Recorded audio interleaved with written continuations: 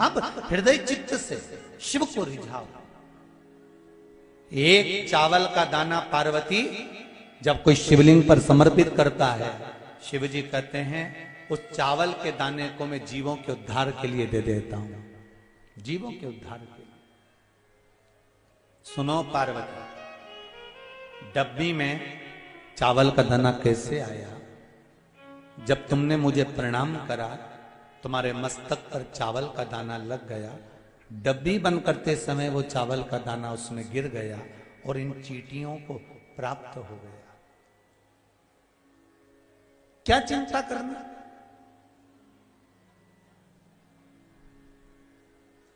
एक लाइन आती है बड़ी सुंदर, अजगर करे ना चाकरी, पंछी करे ना काज, और दास मलू का कह गए सबके दाता।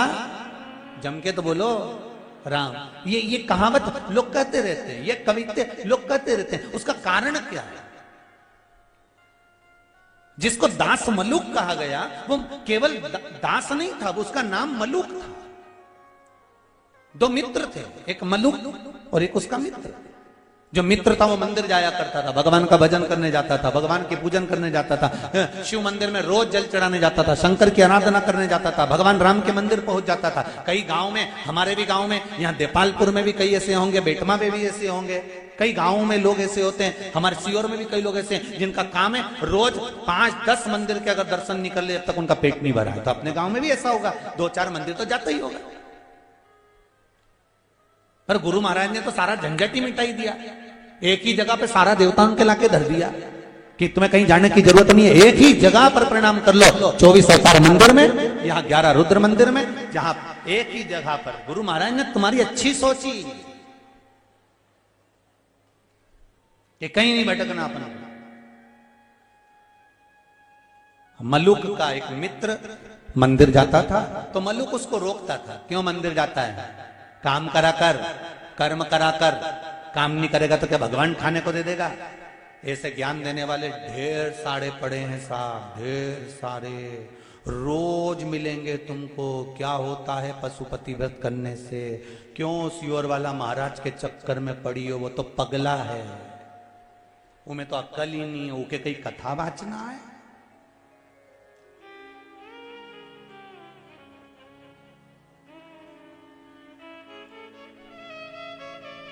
शिव पुराण तो बहुत कम बोले न, फालतू की बात ज्यादा करे, उमें कई अक्ल।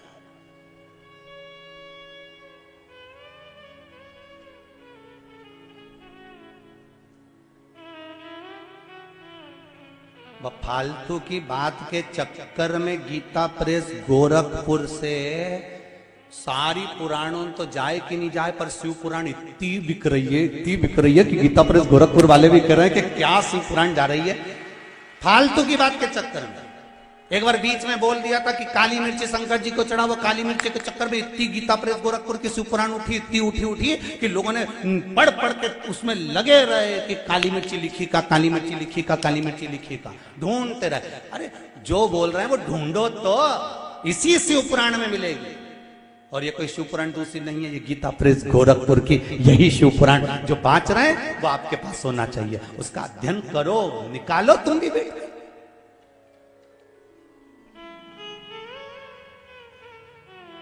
क्यों जाता है मंदिर में? क्यों शंकर जी को पानी चढ़ाता है? कई लोग अकल देंगे तुमको। क्या होता है शंकर जी पे दूध चढ़ाने से? क्या होगा एक लोटा पानी चढ़ाने से? क्या होगा? तो जो ऐसी अक्ल देनी उके बिठाओ, अंदर से एक बाल्टी पानी लाओ। समझ गए क्या? तुम देपालपुर वाले समझदार तो गढ़ा हो रहे हैं, बहुत जोरदार समझो। इस मामला में भी तो तुम चतुर हो। बस कहीं नहीं करना है, उसको बिठा के बाल्टी सिर पे लेके उकी एक फेरी लगाना और बाल्टी को उल्टा फेंक देना। मतलब ये मर चुका है, क्योंकि पानी की परिक्रमा आखिरी में ही होती है घाट पे। समझ लो, निपट गया। क्योंकि जो हिंदू धर्म के देवताओं पर आक्षेप लगाए, हिंदू धर्म के देवताओं पर उंगली उठाए, वो हिंदू नहीं हो सकता, वो सनातनी नहीं हो सकता, वो घर में रहकर घर फोड़ने वाला हो सकता।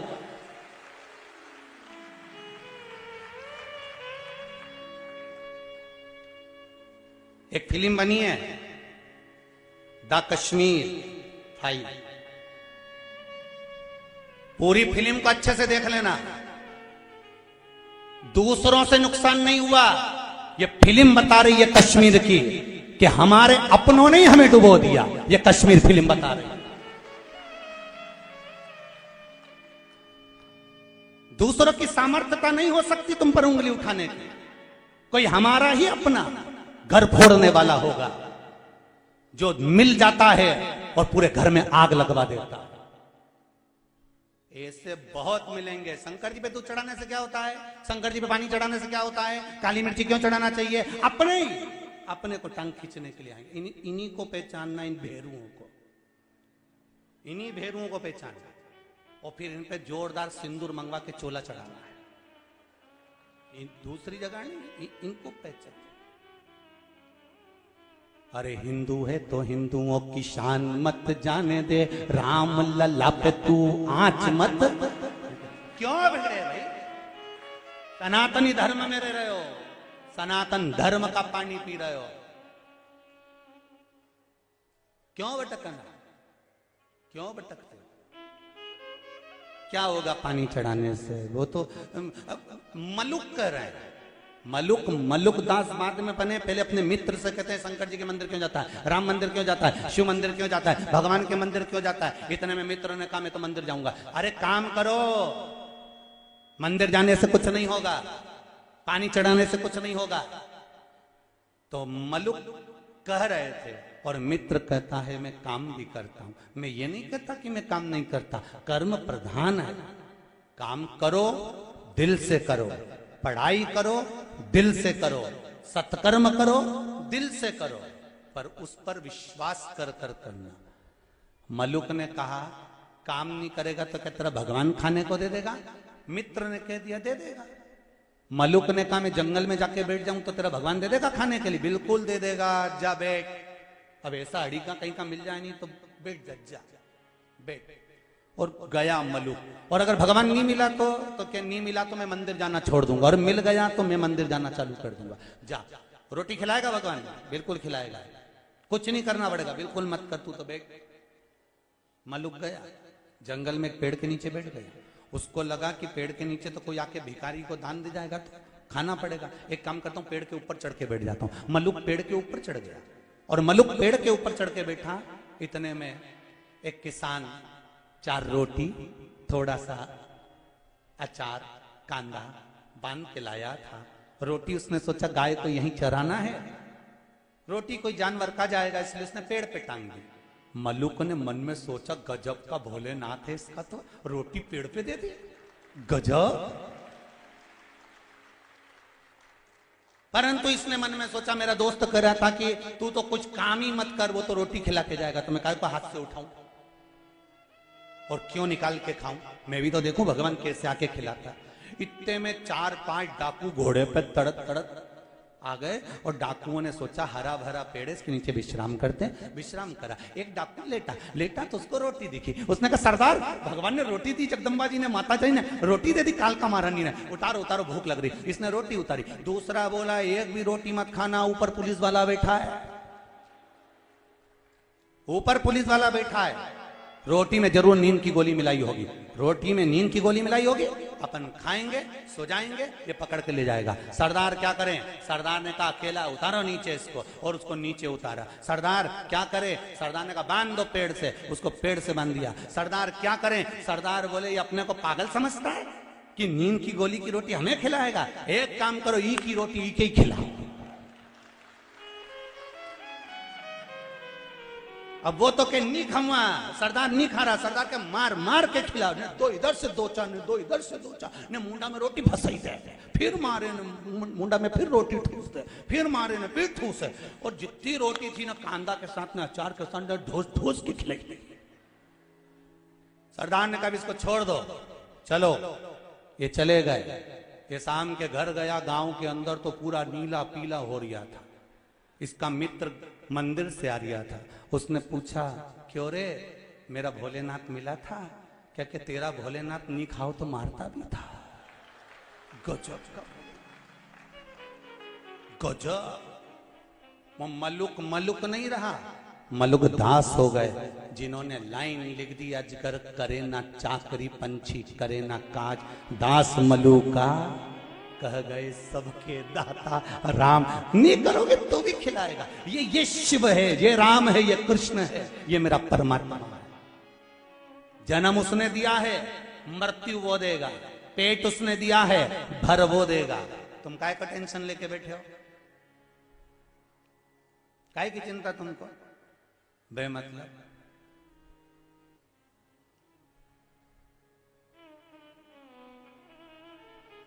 मारा नाना खोई गया, मारा छोरा खोई गया, मारी नानी नहीं दिख रही,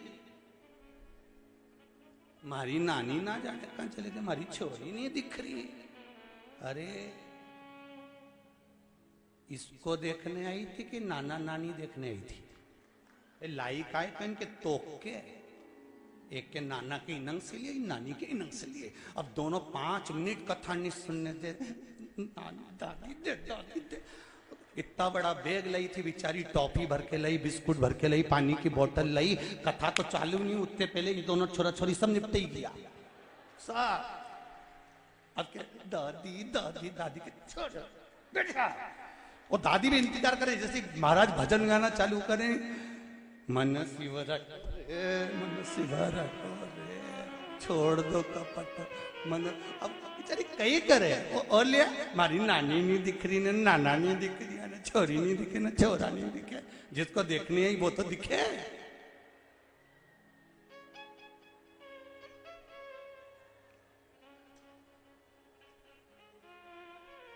शिव आराधना करें।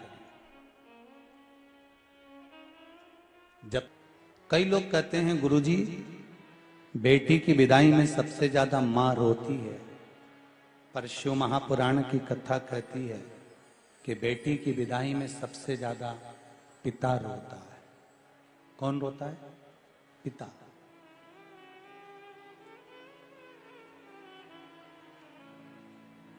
जितना मां रोती है उससे ज्यादा बेटी की विदाई में बाबुल रोता है, पिता रोता है। बेटा मां को प्रिय है और बेटी पिता को प्रिय है। 12 ज्योतिर्लिंग में से एक ज्योतिर्लिंग तो बाप और बेटी के स्नेह का ज्योतिर्लिंग है।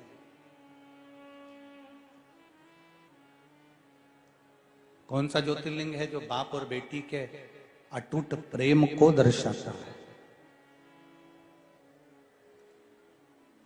12 ज्योतिर्लिंग में से एक ज्योतिर्लिंग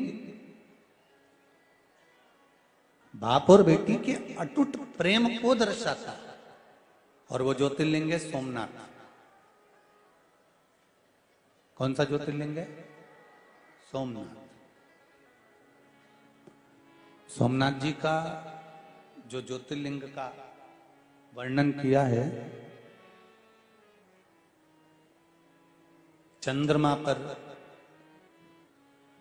काया का रोग हो गया था।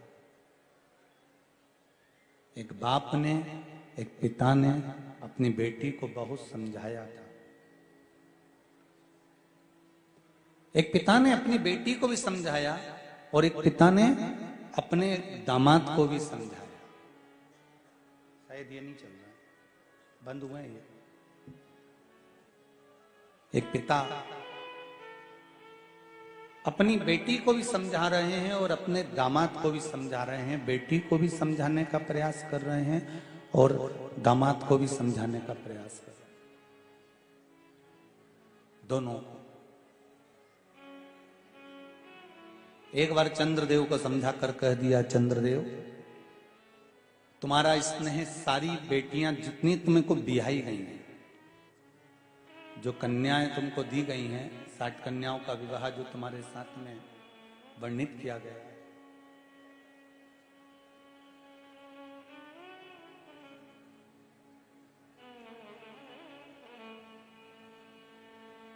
60 बेटियों का जो जन्म दक्ष प्रजापति के यहां हुआ था, और उसमें से कुछ बेटियां जो चंद्रदेव को दी गई थी।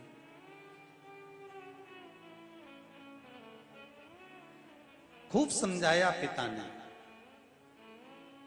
बेटी के जीवन में अगर दुख आता है ना, तो सबसे पहले बाप की आंख में आंसू आता है। गाय, बेटी और लक्ष्मी, पैसा।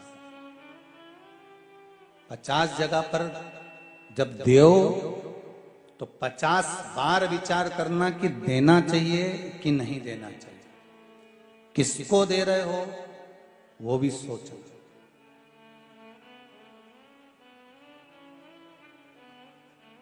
गाय देने से पहले ब्राह्मण को देखो कि ब्राह्मण के घर में जगह है गाय को बांधने की। तुमने तो दे दी गौ माता को, वो लेकर गए, जब तक दूध दिया, जब तक बांध कर रखी, फिर उसने दूध देना बंद करा, गाय को दूसरी जगह दे दी, क्योंकि बांधने की भी जगह नहीं थी और खिलाने की भी जगह नहीं थी। दूसरी से तीसरी जगह चली गई, तीसरी से चौथी जगह चली गई, जाते जाते जाते जाते जाते जाते वो कसाई के हाथ में पहुंच गई। जब गाय कसाई ने काटा, गाय बद्दुआ किसको दे रही थी? जिसने दान दी थी। ब्राह्मण को बद्दुआ नहीं लगी है जो लेकर गया, तूने संकल्प लिया था। दान करी हुई गाय की आंख में आंसू आता है तो संकल्प देने वाले को रोना पड़ता है। जिस बेटी का तुमने कन्यादान करा है, संकल्प तुमने लिया है, अगर बेटी की आंख में आंसू आता है तो बाप को रोना पड़ता है, कोई दूसरा नहीं रोता।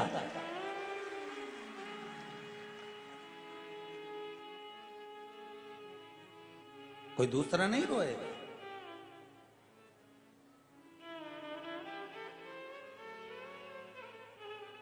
गाय देने से पहले 50 बार विचार करो, जिस ब्राह्मण को दे रहे हैं उसके यहाँ जगह है, इसको रख सकता है, सेवा करेगा। बेटी देने से पहले 50 बार विचार करो, जिस दामाद के साथ में, जिस लड़के के साथ में बेटी का विवाह कर रहे हो, ये सम्मान करेगा, आदर करेगा, सत्कार करेगा, अच्छे से रखेगा, तो बेटी बिहाई है। लक्ष्मी देने से पहले विचार करो, जिसके कटोरे में तुम पैसा दे रहे हो, जिस भिखारी के कटोरे में तुम रुपया डाल रहे हो, कहीं ये ले जाकर मदिरा पाने में, मांसाहार में, वैश्यवृत्ति में, कहीं जुए में तो नहीं लगा देगा।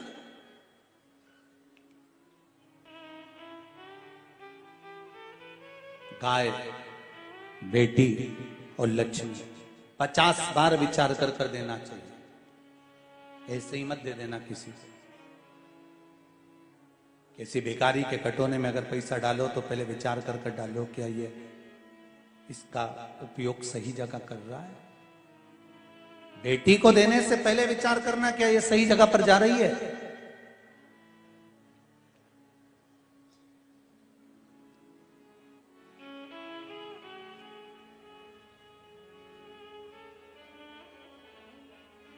मां बेटी को बाहर पढ़ने भेजने के मन में नहीं रहती कभी भी। कौन? जम के बोलो जरा। मां कभी बेटी को बाहर पढ़ने के लिए भेजना नहीं चाहती, पर बेटी को अच्छा पढ़ता हुआ देखकर एक बाप ऐसा होता है जो अपनी पत्नी को समझाता है कि इसको मैं चाहता हूं इंदौर पढ़ने भेज दूं, इसको मैं रतलाम पढ़ने भेज दूं, इसको मैं पूना पढ़ने भेज दूं, इसको मैं मुंबई भेज दूं, इसको मैं विदेश भेज दूं। केवल एक पिता होता है जो बेटी को पढ़ने के लिए दूसरे नगर में, दूसरे गांव में, दूसरे शहर में भेजता है।